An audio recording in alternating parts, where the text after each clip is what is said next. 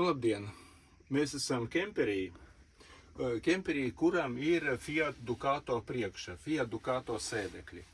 Es šādi tādu esmu Facebookā lasījis to, kad cilvēks raksta, ka viņam ir kemperis, un viņš gribētu ielikt papildus akumulatorus tajā kemperī, un ko darīt, kādi ir varianti. Es gribu parādīt vienu no šādiem te variantiem, kādā veidā var salikt papildus akumulatorus kemperī.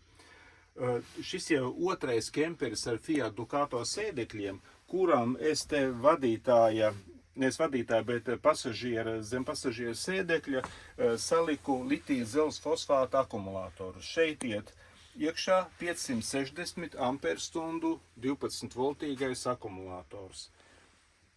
Manam, piemēram, kemperim šeit sākumā atradās viens svina akumulators 95 amperstundas, tad otrs, beigās es viņus izņēmu ārā un ieliku litija dzelzs fosfātu. Un šim te kemperim tieši tāpatās. Te iet iekšā 8 klusīši 280 amperstundīgie.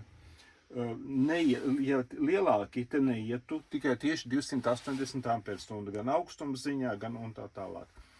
Cenas ziņā tas izmaksā materiāli paši apmēram 700 eiro, un 7 pilnas darba dienas aizņēma darbs, lai to visu uztaisītu. Manuprāt, ir pats labākais no BMS-iem JK jeb JK BMS 500 amperīgs. Te priekšā es noliku monitoru, kurā var redzēt gan spriegumu, kāds ir spriegums, kāds strāva iet iekšā, kāds strāva iet ārā no akumulatora, temperatūru viņš mēra, lielu drošinātāju šeit 300 amperīgi ieliku slēdzi, ar ko visu šo te akumulatoru atslēgt.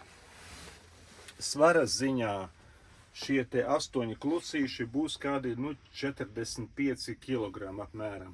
Tas apmēram tikpat daudz ir 2 svina akumulatori, bet ietilpības ziņā tas ir stipri vairāk.